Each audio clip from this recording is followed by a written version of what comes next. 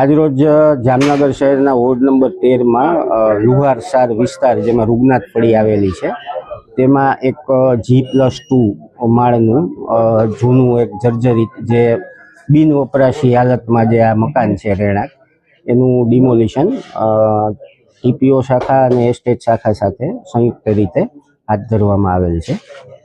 આ કેટલું જૂનું મકાન હતું અને કઈ રીતે સર્વે કરવામાં આવ્યો?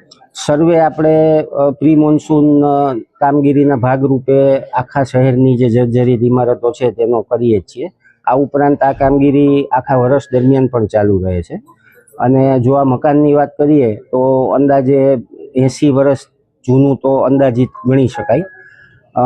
મેઇન મુખ્ય વસ્તુ એ છે કે મકાન બિન વપરાશી હાલતમાં હતું અને મહાનગરપાલિકા દ્વારા ગઈકાલે જે મકાનના માલિક અને ભાડૂત એ બંનેની લેખિતમાં સહમતિ મળી જતા આજરોજ આ ડિમોલિશનની કાર્યવાહી હાથ ધરેલ છે।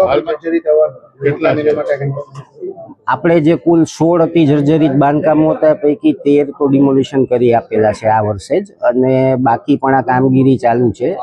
ડિમોલિશન ઉપરાંત મુખ્ય હેતુ એ રહે છે કે કોઈ પણ આવી ઘટના બને તો કોઈ જાનહાનિ ન થાય એટલે ખાસ કરીને આવા મકાનોને ખાલી કરાવવી એ પણ આ એક પ્રક્રિયાનો ભાગ છે અને તેને ધ્યાને લઈ અને 2 કે 3 જેટલા જે એપાર્ટમેન્ટો છે એમને પણ વપરાશ મુક્ત કરેલ છે, તેમના નળ કનેક્શન પણ કાપવામાં આવેલ છે। આમ વિવિધ પ્રક્રિયાઓ દ્વારા આ જે આપણો મુખ્ય ઈરાદો છે કે કોઈ અકસ્માત થાય ત્યારે આવી કોઈ જાનહાનિ નિવારી શકાય તે રીતે મહાનગરપાલિકા ચોક્કસ દિશામાં આગળ વધી રહી છે।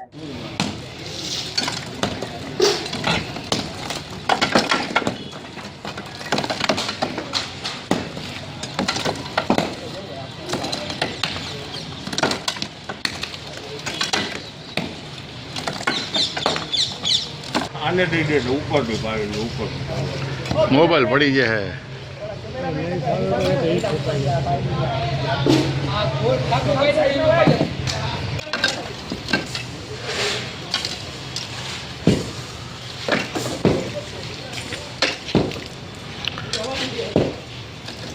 आने दीजिए ऊपर भी पाएंगे ऊपर मोबाइल पड़ी है